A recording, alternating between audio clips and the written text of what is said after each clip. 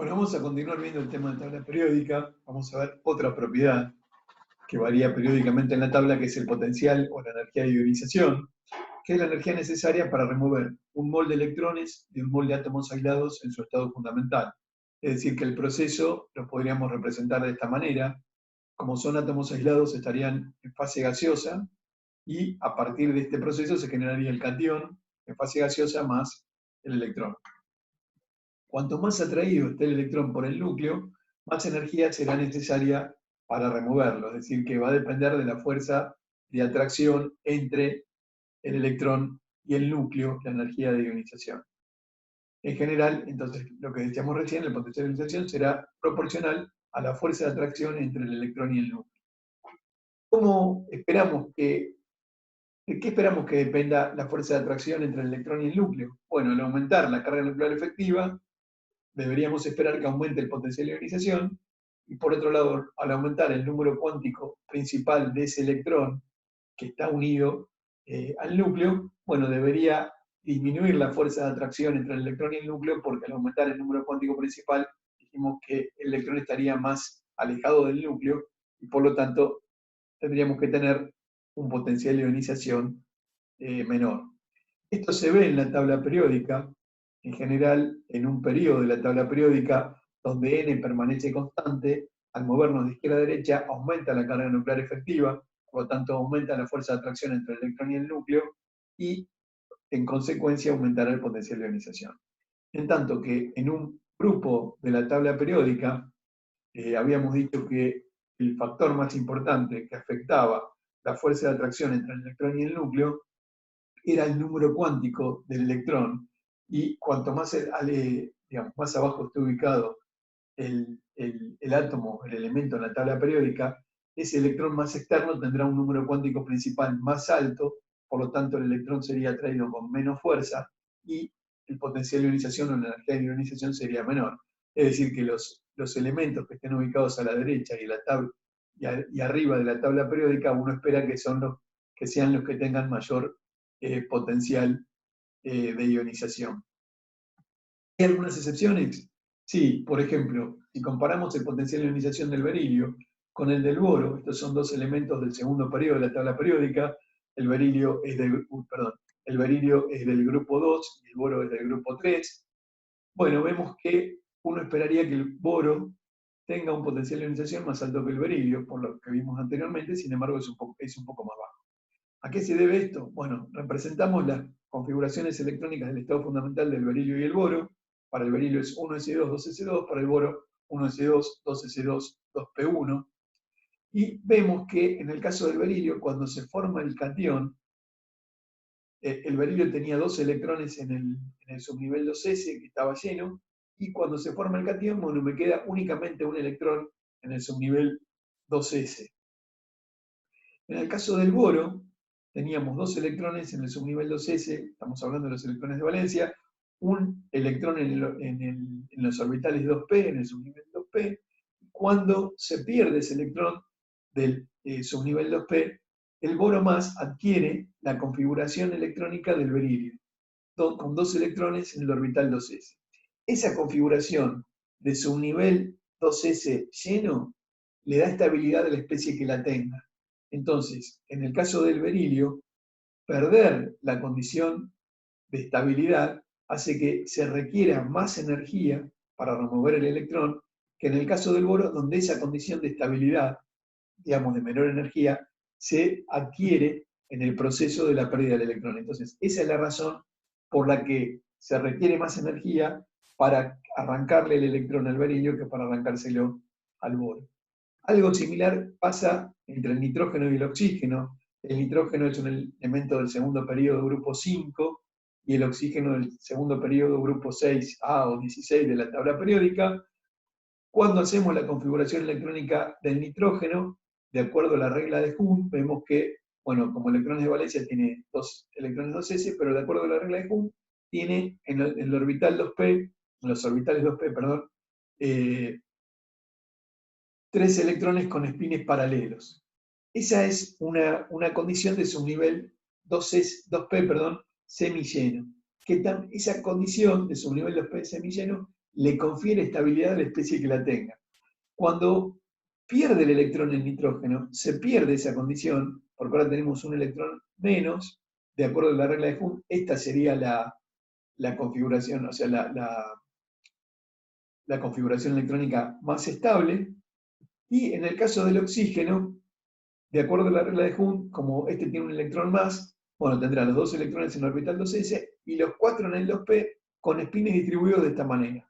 Cuando se forma el catión, se adquiere la configuración de subnivel 2p semilleno igual a la que tenía el nitrógeno, el átomo de nitrógeno. Entonces, como esa condición le confiere estabilidad a la especie química que la tenga, se requiere más energía para romper esa estabilidad de condición de subnivel 2p semilleno en el nitrógeno que la que se requiere para el oxígeno, donde esa condición de estabilidad se adquiere justamente por la pérdida de un electrón. Entonces, esa sería la razón por la cual el oxígeno tiene un potencial de ionización más bajo que el nitrógeno. Estos valores que están acá serían la cantidad de energía en kilojoule por mol que necesito para arrancarle un mol de electrones a un mol de átomos aislados en su estado fundamental. Bueno, los átomos tienen más de un potencial de ionización. Por ejemplo, si consideramos el primer proceso donde el átomo forma el catión, sería el primer potencial de ionización, pero si a este catión de una carga positiva le saco otro electrón y genero un catión con 2 cargas positivas, tendré un segundo potencial de ionización. Si al catión doblemente cargado le saco otro electrón adicional, tengo el tercer, el catión triplemente cargado, y esto corresponderá al tercer potencial de ionización. Siempre se verifica que el primero es más bajo que el segundo y este es más bajo que el tercero. Una de las razones por la que se debe, a lo que se debe esto, fíjense, en el caso, por ejemplo, de tener que arrancarle un segundo electrón, se lo estoy arrancando a una especie que ya tiene una carga positiva. Entonces, la fuerza de atracción entre el catión y el electrón que le estoy arrancando, eso va a requerir un gasto de energía extra, porque justamente va a haber una atracción electrostática entre el catión y la carga negativa que le estoy sacando para generar el catión doblemente cargado. Bueno, lo mismo ocurre con los procesos siguientes, digamos, el tercer potencial de ionización o los sucesivos, y por eso se verifica que el primero es más pequeño que el segundo y el segundo más pequeño que el tercero. Otra propiedad que vamos a ver cómo varía en la tabla periódica es la afinidad electrónica o electroafinidad, que es la energía puesta en juego al agregar un mol de electrones a un mol de átomos en fase gaseosa. Este sería el proceso. Tenemos los átomos en fase gaseosa que toman cada uno un electrón para formar los aniones en fase gaseosa, pero a diferencia de lo que ocurre con el potencial de ionización, la afinidad electrónica o electroafinidad puede implicar un gasto o una liberación de energía. Si hay una liberación de energía, bueno, el proceso será un proceso exotérmico, y en ese caso, o sea, se estaría liberando energía cuando se produce el proceso, y en ese caso la afinidad electrónica es negativa. Si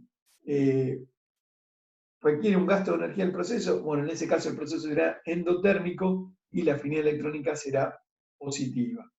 Acá tenemos representados las afinidades electrónicas o electroafinidades sucesivas.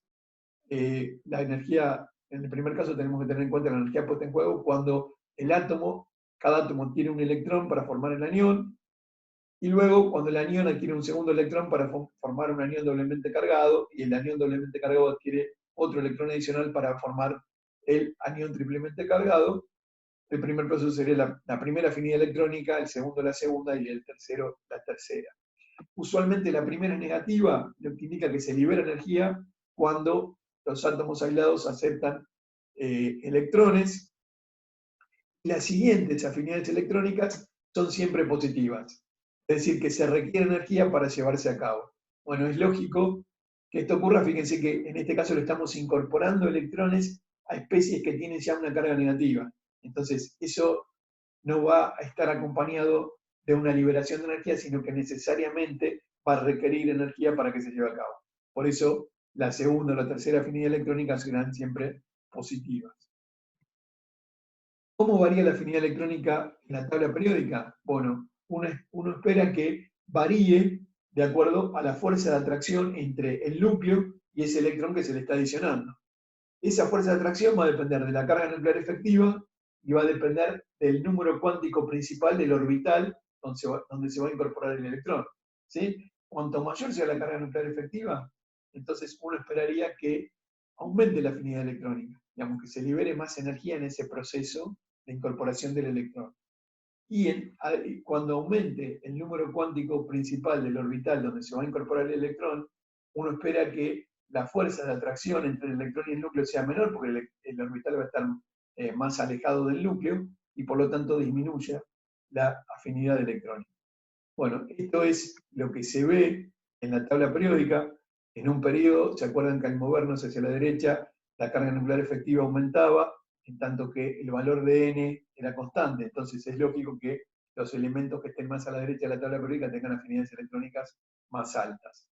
En tanto que en un grupo de la tabla periódica, cuando bajamos en el grupo, bueno, acá digamos, lo que va a afectar más en la fuerza de atracción entre el electrón y el núcleo sería el valor de n, es decir, el valor del número cuántico principal del orbital donde se va a incorporar el electrón. Entonces, cuando yo bajo en el núcleo, esto estaría indicando que el electrón se va a incorporar en un orbital que está cada vez más alejado, por lo tanto, va a estar menos atraído por el núcleo y la afinidad electrónica sería menor. Es decir, que uno espera que la afinidad electrónica aumente hacia arriba en la tabla periódica, entonces los elementos con mayor afinidad electrónica serían los que están ubicados a la derecha y arriba de la tabla.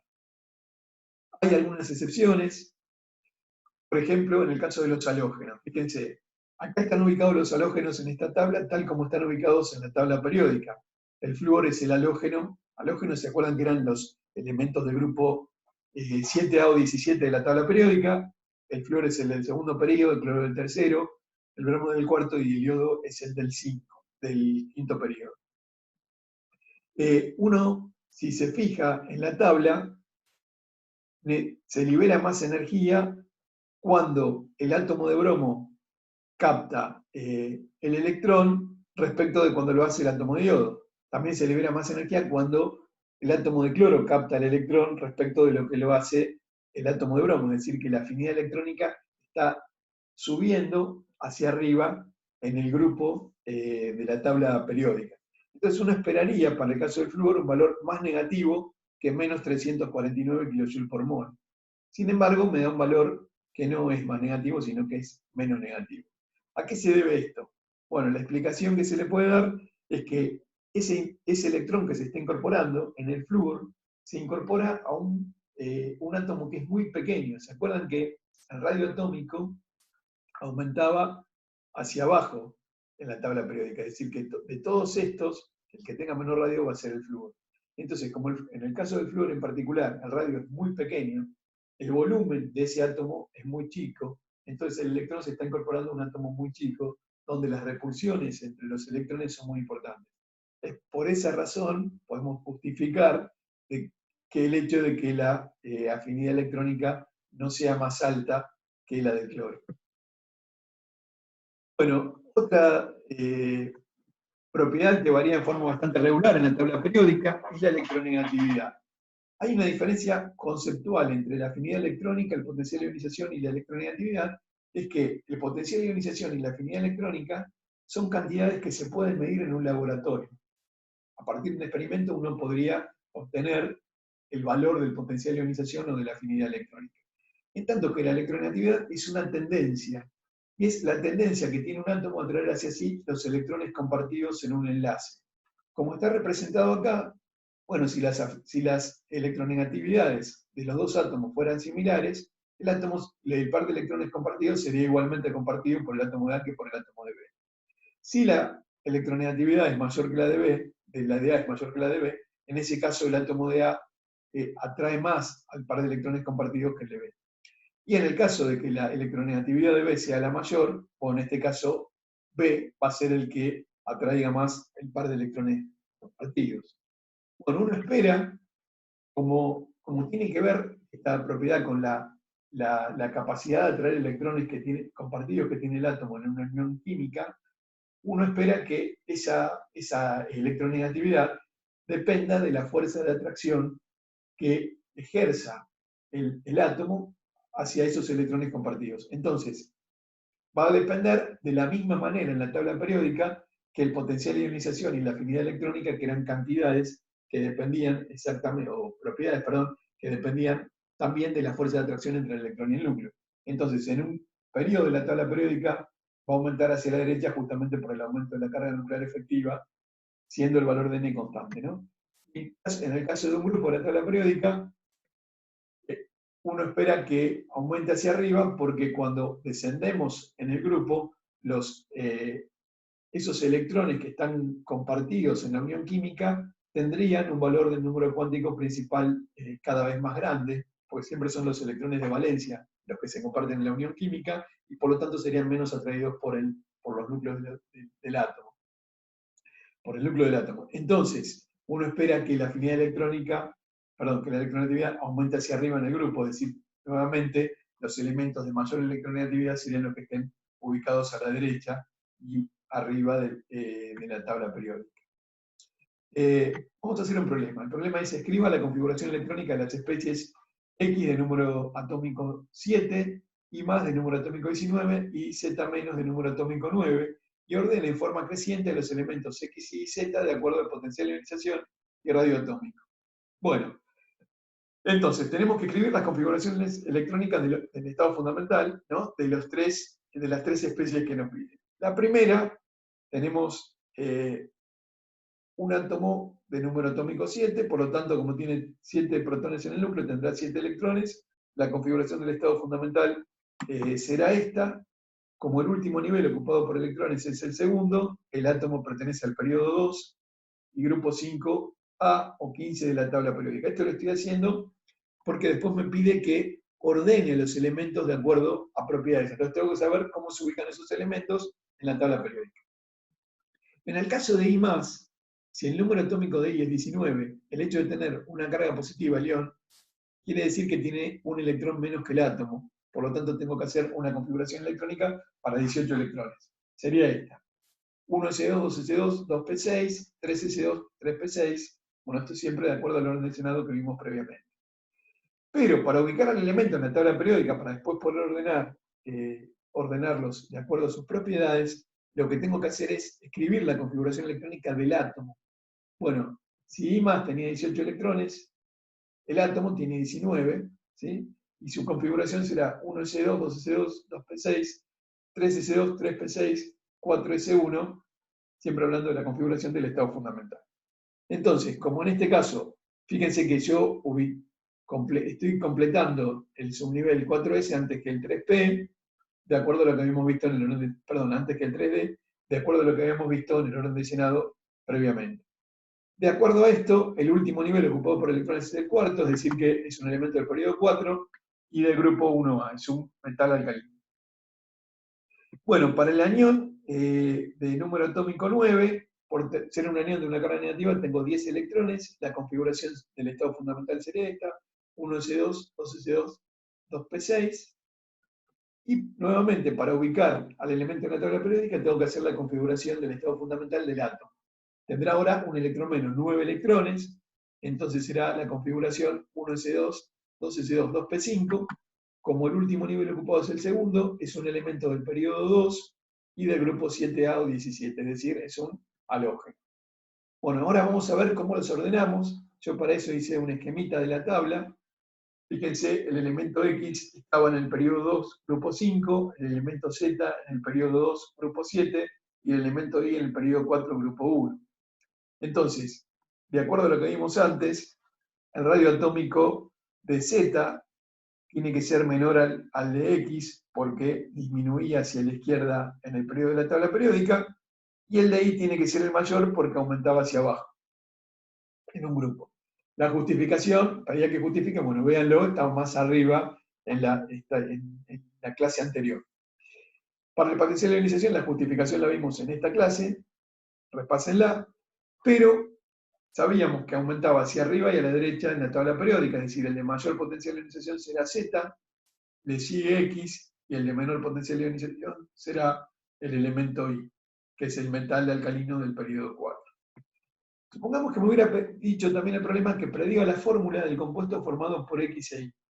X es un elemento del grupo 5 o 15, 5A o 15 de la tabla periódica, que tendrá tendencia a ganar 3 electrones para adquirir la configuración del gas noble más próximo. Por lo tanto, formará aniones con 3 cargas negativas. En tanto que I es un elemento del periodo 4, grupo 1 de la tabla periódica, que tenderá a formar cationes con una carga positiva, adquiriendo la configuración del gas noble anterior en la tabla periódica. Entonces, el compuesto que van a formar va a ser uno en el que I esté con una carga positiva y X con 3 cargas negativas. Por lo tanto, para que sea eléctricamente neutro, la fórmula del compuesto sería I3X. Y de esa manera tenemos la fórmula del compuesto que formarían esos dos elementos. Bueno, habíamos visto anteriormente algunas propiedades de los metales y los no metales. En general habíamos visto propiedades como la conductividad eléctrica, la maleabilidad, la ductibilidad, pero vamos a ver cómo serían las propiedades que vimos recientemente cuando analizamos la tabla periódica para los metales y para los no metales. Los metales que están ubicados en general de la tabla, a la izquierda de la tabla periódica van a tener potenciales de ionización bajos. Los no metales que están a la derecha van a tener potenciales de ionización altos, de acuerdo a lo que vimos previamente. Por otro lado, los metales tendrían afinidades electrónicas o electroafinidades bajas, es decir, positivas o poco negativas, en tanto que los no metales tendrían afinidades electrónicas muy negativas, que son los que están ubicados a la derecha de la tabla periódica, es decir, cuando incorporan un electrón se libera mucha energía, se libera mucha energía en ese proceso. Y la electronegatividad de los metales será baja, justamente también porque están a la izquierda de la tabla periódica, mientras que la electronegatividad de los no metales serán valores altos. Es decir, que si uno hablara de carácter metálico, esperaría que los elementos que están más a la izquierda de la tabla periódica sean los que tengan mayor carácter metálico, los que estén más a la derecha, los que tengan menor carácter metálico. Bueno, y como de acuerdo a la variación del potencial de ionización, la afinidad electrónica y la electronegatividad en la tabla periódica, fíjense que los elementos con mayor carácter metálico serían los que tengan menores valores de estas tres propiedades, que son entonces los de mayor carácter metálico, serían los que estén ubicados más abajo y a la izquierda de la tabla periódica. Bueno, vamos a ver en forma breve, después en la próxima clase vamos a estudiar principalmente el enlace covalente, pero vamos a hacer una descripción muy breve de los distintos tipos de enlaces que se pueden formar de acuerdo a si estos son entre, por ejemplo, un enlace metálico, o entre metales y no metales como un enlace iónico, o enlace covalente entre elementos no metálicos. En el enlace metálico, supónganse que uno quiere explicar el enlace, no sé, en un trozo de cobre. Bueno, en este caso, uno lo que puede pensar es que, en realidad, en un enlace metálico, tenemos en el sólido, en posiciones fijas, los cationes metálicos que perdieron los electrones de valencia. Supónganse, si quiero explicar el enlace del sodio, yo podría decir, bueno, en posiciones fijas dentro de ese sólido cristalino, tengo cationes sodio más que perdieron el único electrón de valencia, el sodio es un metal alcalino, pero esos electrones de valencia que corresponden a todos los átomos de sodio que forman el enlace metálico, están deslocalizados por todo el sólido en un mar de electrones que es libre de moverse por todo el cristal. Como hay partículas que se pueden desplazar por todo el cristal, esto explicaría la alta conductividad térmica que tienen los metales. Como estas partículas están cargadas porque son electrones, explicaría la conductividad eléctrica de los metales. Bueno, como dice acá, no predice correctamente los puntos de fusión. Fíjense, acá estaría representado este modelo del mar de electrones que lo propone Paul Drude en el año 1900. Tendríamos en el enlace metálico cationes en posiciones fijas, como les decía recién, estos podrían ser cationes sodio más, donde los electrones están deslocalizados en toda la estructura. ¿Sí? Se mueven libremente, bueno, formando ese mar de electrones. Entonces, como decíamos recién, esto explicaba la conductividad eléctrica y térmica de los metales, y también explica que se puedan deformar fácilmente, porque fíjense, cuando uno desplaza, por ejemplo, filas de partículas unas respecto de otras, el entorno de cada una de esas partículas no cambiaría porque todas las partículas son del mismo tipo. Bueno, y esto explicaría la ductibilidad, la facilidad de formación de hilos y la maleabilidad, la facilidad de formación de láminas de estos materiales que tengan un enlace de tipo metálico. Por otro lado, el enlace iónico va a estar dado entre un metal y un no metal. El elemento metálico va a ser el de bajo potencial de ionización, ¿sí? Es decir, el que fácilmente pierda el electrón para formar cationes. Y el otro, el elemento no metálico, va a ser el de alta afinidad electrónica, es decir, que cuando tome ese electrón se libere mucha energía. Es decir, va a tener mucha tendencia a capturar electrones del otro elemento, que es el elemento metálico. En este caso, por ejemplo, acá está representada una red cristalina de cloruro de sodio. Tenemos cationes sodio y aniones cloruro que van a estar unidos entre sí por fuerzas electrostáticas. ¿Sí? Eso lo que va a mantener unido a ese cristal iónico justamente va a ser la atracción electrostática entre los cationes, que tienen carga positiva, y los aniones, que tienen carga negativa. Bueno, vamos a tener otro tipo de enlace, es el al que nos vamos a dedicar en más detalle en la próxima clase, que es el enlace covalente, donde este no va a tener lugar entre un metal y un no metal, sino que se va a formar entre dos no metales. Acá, por ejemplo, está representado el enlace de la molécula de hidrógeno. O sea, la molécula es diatómica, podemos tener dos átomos de hidrógeno que en la parte de arriba de la diapositiva están separados, los dos átomos. Cuando se forma un enlace, bueno, cada uno de estos átomos aporta un electrón y se comparte un par de electrones que es atraído por ambos núcleos. Entonces, cuando se comparten electrones, se va a generar un enlace de tipo covalente. Nos vamos a dedicar más en detalle a los enlaces covalentes en la próxima clase. Tengan en cuenta que en este caso se va a formar cuando los dos elementos que estén formando un enlace correspondan a no metales.